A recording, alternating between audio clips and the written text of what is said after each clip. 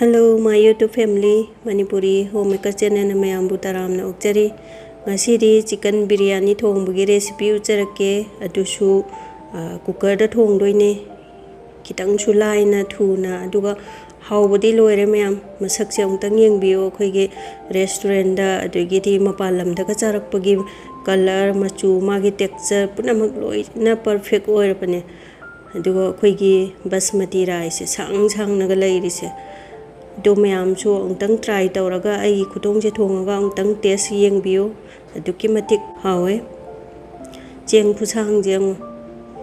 masak se phajadra mayam ado kamaina thongge habdo yengminarasiko chicken je aina kg amane lauri se aduga akoigi piece singjigi marak sida hape su kitang kakthakle akoigi masala maru marang phajana changna bako ado je thum se spoon amaga makhai hapage aduragidi machu masala se spoon tangkhai ma hape aduragidi phadigom maru asuba spoon macha ma jira spoon macha ma aduragidi red chilli powder se spoon nama hape ko kashmiri chilli powder spoon nama duga moro asangba se chop tawba spoon macha ma hape ani hum chop tawraga dahi se akoigi 200 grams ne duragidi biryani masala spoon amaga makhai hape duragidi singne chanamne aina grinder takhai bane ko spoon macha ahum ka hape ado si phajana yam phajana tolaga akoigi khara marai munna yam phajana tolaga pungai mutang marinate tawge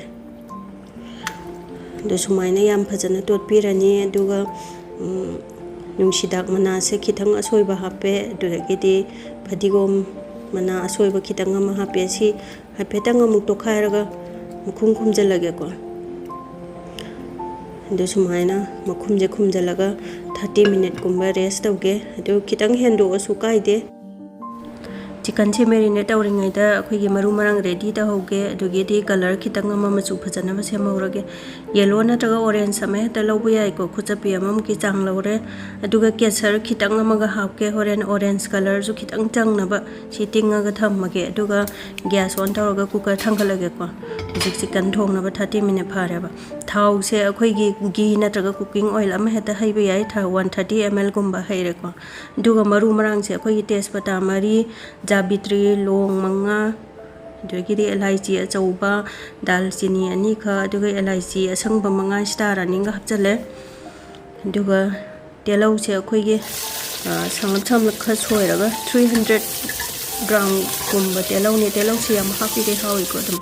si brown color la ko ngau doine ko yam phajana magi machu je koren yeng bi ko de si machu je sumai lak pa sida mai je leidaraga tapna ngau bu yare dosi tangkhai ama lauthoga thamoroge horen chak ta chaina ba akhoi gi tongana ngau ga leibudo matam do am changni dana duna sumaina idi pulak ngau salaga magi maru marang jingje khara khandok piraga sumaina dum lauthoya durage de chicken do hapchalage ko masai merine taw chicken do dosi loina hapchalani duga sumaina cooker da thongba se amna su thu bani duga hau so dum chap manana hauida jana sitna na ta change phajan sinan ta chan loire duragidi haipetang okhai ge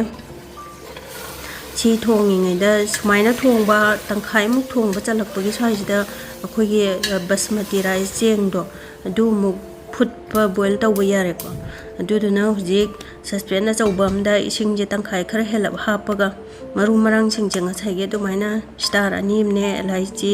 dugi hujikna jaifal tangkhai ma hapke dugi di elaichi achauba long hum mane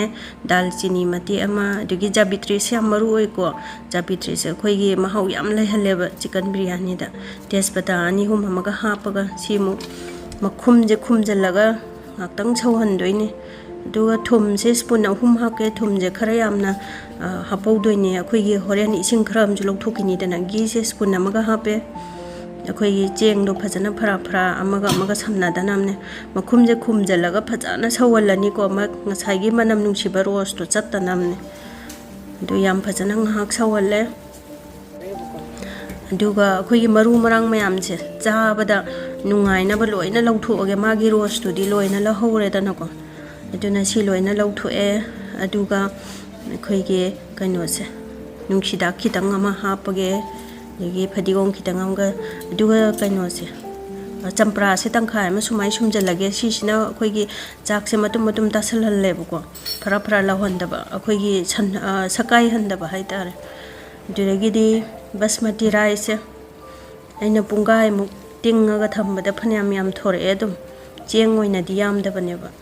ꯑꯗꯨ ꯁꯨꯃꯥꯏꯅ ꯉꯥꯏꯍꯥꯛ ꯇꯤꯡꯉꯒ ꯊꯝꯕꯤꯌꯣ ꯑꯗꯨꯒ ꯍꯥꯞꯄꯤꯌꯣ ꯌꯥꯝ ꯐꯖꯅ 2-3ꯂꯛ ꯆꯥꯝꯃꯒ ꯇꯤꯡꯉꯤꯅꯦ ꯄꯨꯡꯒꯥꯏꯃꯨꯛ ꯈꯔ ꯍꯦꯟꯅ ꯇꯤꯡꯉꯒ ꯁꯨꯃꯥꯏꯅ ꯍꯥꯞꯆꯜꯂꯦ ꯁꯤꯠ ꯅꯥꯟꯅ ꯇꯥꯁꯟꯒꯦ ꯑꯩꯈꯣꯏꯒꯤ ꯕꯁꯃꯇꯤ ꯔꯥꯏꯁꯁꯤꯕꯨ ꯌꯥꯝꯅ ꯑꯗꯨꯝ ꯃꯥꯁꯦ ꯌꯥꯝ ꯄꯥꯝꯃꯨꯏꯕ ꯈꯔꯒ ꯂꯦꯝꯍꯧꯕꯗꯣ ꯄꯥꯝꯃꯨꯏ ꯑꯗꯨꯅ ꯂꯣꯏ ꯇꯥꯁꯜꯂꯦ ꯍꯥꯞꯆꯜꯂꯦ ꯑꯗꯣ ꯑꯃꯨꯛꯇꯪ ꯑꯣꯠꯈꯥꯏꯔꯒ ꯃꯈꯨꯝ ꯈꯨꯝꯖꯤꯜꯂꯒ ꯁꯧꯍꯜꯂ ꯊꯝꯃꯒꯦ ꯍꯟꯗꯛꯇꯤ ꯃꯈꯨꯝꯁꯦ ꯑꯎꯕ ꯑꯃ ꯊꯝꯃꯒꯦ ꯑꯩꯈꯣꯏꯒꯤ ꯁꯧꯕꯗꯣ ꯎꯅꯅꯕ ꯑꯗꯨ ꯉꯁꯥꯏꯒꯤ ꯆꯤꯀꯟꯗꯣ ꯃꯤꯅꯤꯠ 5-6ꯃꯨꯛ ꯁꯨꯃꯥꯏꯅ ꯉꯥꯏꯍꯥꯛ ꯉꯧꯔꯦꯀꯣ ꯑꯗꯨꯒ ꯃꯈꯨꯝ ꯈꯨꯝꯖꯤꯜꯂꯒ 2ꯔꯛꯇꯪ ꯀꯥꯝꯒꯦ ꯌꯥꯝ ꯐꯖꯅ ꯄꯤꯁꯁꯨ ꯆꯥꯎꯕꯅꯤꯅ ꯌꯥꯝ ꯐꯖꯅ ꯃꯨꯟꯅꯅꯕ ꯑꯗꯨ ꯆꯤꯀꯟꯒꯨꯝꯕ ꯊꯣꯡꯕꯁꯦ ꯈꯔ ꯃꯨꯟꯕꯅ ꯐꯩ ꯑꯩꯗꯤ ꯑꯗꯨ ꯀꯥꯝꯗꯕꯤꯗ ꯃꯤꯅꯤꯠ 20-30 ꯉꯧꯔꯁꯨ ꯌꯥꯏꯀꯣ ꯍꯧꯖꯤꯛ 2ꯔꯛ ꯀꯥꯝꯈ꯭ꯔꯦ ꯑꯗꯨꯒ ꯃꯅꯤꯟꯁꯦ ꯆꯠꯍꯜꯂꯒ ꯃꯈꯨꯝꯁꯦ ꯍꯥꯡꯗꯣꯛꯑꯒꯦ ꯆꯥꯛꯇꯨꯁꯨ ꯌꯥꯝ ꯑꯗꯨꯝ ꯁꯧꯔꯤ ꯃꯨꯜꯂꯛꯀꯗꯧꯔꯦ ꯑꯗꯣ ꯌꯥꯝ ꯐꯖꯅ ꯃꯥꯒꯤ ꯊꯥꯎ ꯀꯩꯀꯥꯁꯦ ꯃꯇꯥꯏꯗ ꯂꯣꯏ ꯂꯩꯔꯦꯗꯣ ꯌꯥꯝ ꯐꯖꯅ ꯃꯨꯜꯂꯦꯀꯣ ꯃꯌꯥꯝ ꯑꯗꯨꯒ ꯄꯤꯁꯁꯤꯡꯁꯤꯁꯨ ꯀꯩꯝꯇ ꯃꯆꯤ ꯂꯦꯡꯗꯦ ꯆꯥꯛꯁꯦ ꯑꯃꯨꯛ ꯌꯦꯡꯉꯁꯦ ꯑꯗꯣ ꯃꯥꯁꯦ ꯑꯩꯈꯣꯏꯒꯤ 70% 50 ꯗꯩꯅ 70%ꯒꯨꯝꯕ ꯀꯨꯛ ꯇꯧꯗꯣꯏꯅꯤꯀꯣ ꯂꯣꯏꯅꯃꯛ ꯊꯣꯡꯗꯣꯛꯄ ꯅꯠꯇꯕ ꯌꯥꯔꯦ ꯌꯥꯝ ꯐꯖꯅ ꯁꯤꯁꯦ ꯁꯤꯃꯨꯛ ꯍꯥꯞꯆꯜꯂꯒꯦ ꯍꯧꯖꯤꯛꯀꯤ ꯆꯤꯀꯟ ꯂꯣꯏꯔꯕꯗꯣ ꯑꯗꯨꯗ ꯆꯤꯀꯟꯁꯤꯁꯨ ꯌꯥꯝ ꯐꯖꯔꯦ ꯌꯦꯡꯉꯣ ꯃꯌꯥꯝ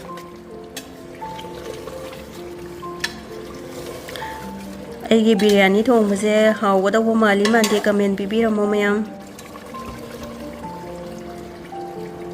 चिकन पीस से खरा लौथोगे अखोगे चाक हापदो अदुगी मरकता हापनानबा पीस 3-4 लौथोरगे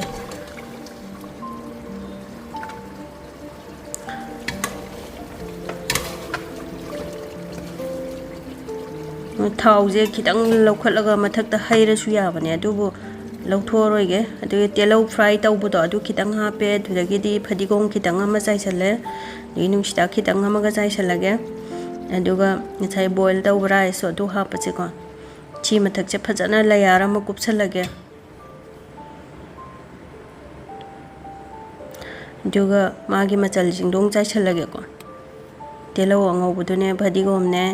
अदुदगिदि नुंगसिदाकसे याम मरु ओइको चिकन बिरयानी थोंबदैदि मागी फ्लेवर्स याम हौलेबा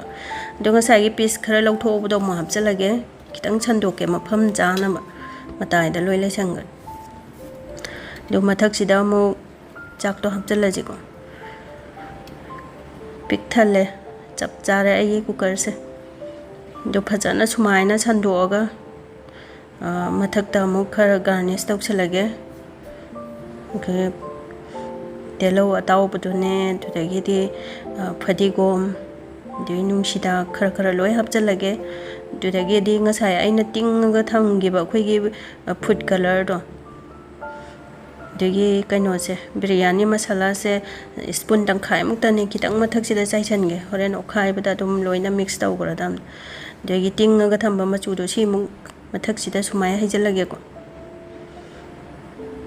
अदो ऑरेंज गाता हैरजु ऑरेंज कलर सो दुम याय दगी घी से स्पून अचौबा नि मगा हैजलगे ngасai घी दंगौगिबो ओरगदि हापट्रसु याबनेबा घी दंगौदबने अदुगा खोई बॉयल तौबगे इसिंग अरेमबदो इसिंग जे वाट का तौबो मालदे सुमाइना खरा हापीबा मखुम कुमजलगा अमुक्तंग कामगा लोयरे कामे हुजे गैस मुथलगा मिनिट 10 मुक रेस्ट तौरगा थम्मगे को मिनिट 10 मुक फारे हुजे हांगदोगे वाव मनम खुनंग सिसे खोई मखुम जे हांगदोकपदा मागी मनम से वारा उलाकपै वान मसका जे खुबजाजे दो मैमसु सुमाइना युमदा यामना लाइना यामना सुथुना अदुम करीमता वादबने मैम अदुगा करीमता सुलुदबने सुमाइना यामना हाउना फैमिली पुन्ना मरांग काइना अंतंग थोंगागा चाबियो आई खुथोंजे अंतंग येंगबिरगा दो ma'am Ngasigidi video se matang sida loisalage kitang aigi video sina kanaba nungaiba kitang phawbiragadi subscribe tawbidriba singna subscribe tawsanbiramo motivate tawbiba oina ngasigidi bye bye.